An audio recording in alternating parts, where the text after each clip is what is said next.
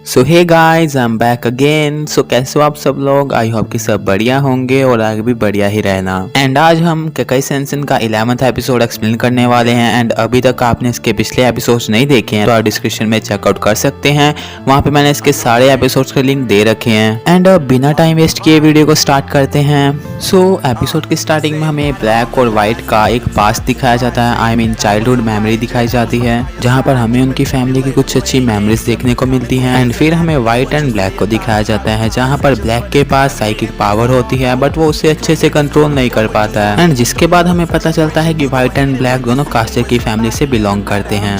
इसके बाद सीन दूसरी तरफ शिफ्ट है, जहाँ पे हमें व्हाइट का स्कूल दिखाया जाता है, जहाँ पर व्हाइट अपनी क्लास की विंडो से ब्लैक को देख रही होती है। एंड व्हाइट देखती है कि ब्लैक के कुछ क्लासमेट्स उसे बहुत तंग कर रहे होते हैं और उसे मारते भी हैं। एंड ब्लैक उन लड़कों से फाइट नहीं करता है, मैंने उनको मारता नहीं है, जिसके कारण वो लड़के उसे परेशान करते हैं और उसे मार के वहाँ से चले जाते हैं। एंड फिर आफ्टर स्कूल ओवर होने के बाद हमें व्हाइट एंड ब्लैक को दिखाया जाता है, जो कि घर जा रहे होते हैं। एंड तभी व्हाइट ब्लैक से बोलती है कि जब वो लड़के तुम्हें परेशान कर रहे थे, तुम्हें मार रहे थे, तो तुमने फाइट बैक क्यों नहीं किया? जिसके बाद ब्लैक व्हाइट को बोलता है कि हाँ, मैंने उन्हें इसलिए नहीं मारा क्योंकि फाइट करना बुरी बात है।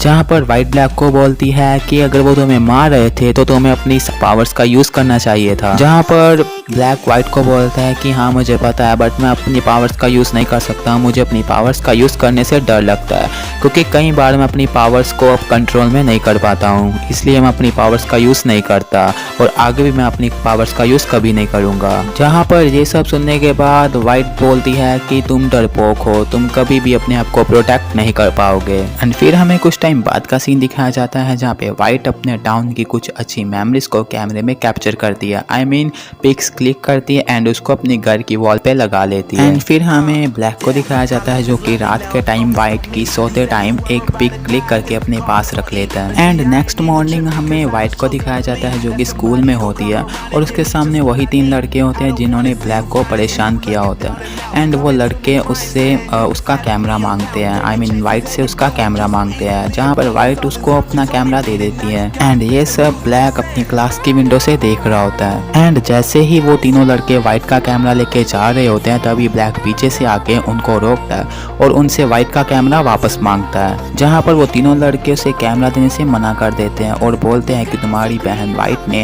हमें ये कैमरा खो दिया तो हम ये वापस नहीं करेंगे। जहाँ पर वो तीनों लड़के ब्लैक से बोलते हैं कि अगर तुम्हें ये कैमरा वापस चाहिए तो हमसे छीन के दिखाओ, और ये बोलकर वो कैमरे को रिवर साइड की तरफ फेंक देते हैं और कैमरा पकड़ने के लिए ब्लैक भी वहाँ पे जंप कर देता है। ब्लैक कैमरे को तो पकड़ लेता है बट वो रिवर में गिर जाता है। एंड यहीं से सीन कट हो जाता है और फिर हमें ब्लैक को दिखाया जाता है जैसे कि हॉस्पिटल में होश आ चुका होता है, जहाँ पर व्हाइट भी उसके साथ होती है और उसे बोलती है कि तुम्हें ये सब करने की क्या जरूरत थी। एंड उसे बोलती है कि वो कैमरा मेरे लिए तुमसे ज्यादा इम्पोर्टेंट नहीं है। व्हाइट ब्लैक को बोलती है कि तुम अपनी पावर्स का यूज क्यों नहीं करते हो, अगर तुम्हें कुछ हो जाता तो। ये सब बोलकर व्हाइट रोने लगती है और ब्लैक भी व्हाइट को देख के रोने लगता है। एंड फिर हमें रात का सीन दिखाया जाता है, जहाँ पे व्हाइट एंड ब्लैक अपने रूम में सो रहे होते हैं, जहाँ पर ब्लैक अचानक से उठता है और व्हाइट को बोलता है कि तुम्हें याद है क्या, जब बचपन में तुमने मेरे लिए मड बॉल बनाई थी और तुमने पूछा था कि ये कैसी लग रही है, और जहाँ पर मैंने फ्रस्ट्रेट होकर अपनी पावर से तुम्हारी उस बॉल को डिस्ट्रॉय कर दिया था।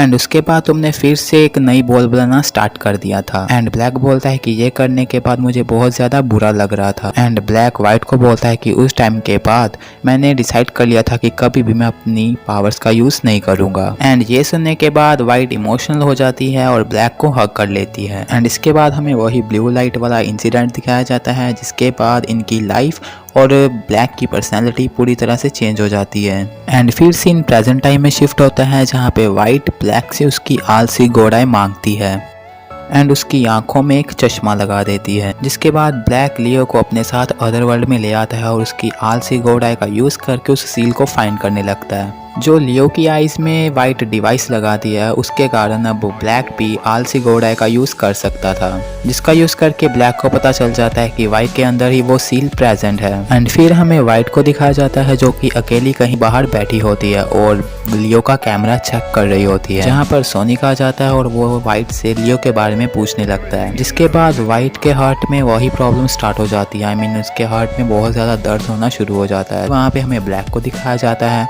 जो कि बेटी व्हाइट को एक चर्च में ले आता है, जहाँ पर ब्लैक व्हाइट से सॉरी बोलता है और उसे बोलता है कि मैं तुमसे बहुत प्यार करता हूँ, इसलिए मुझे माफ़ कर देना।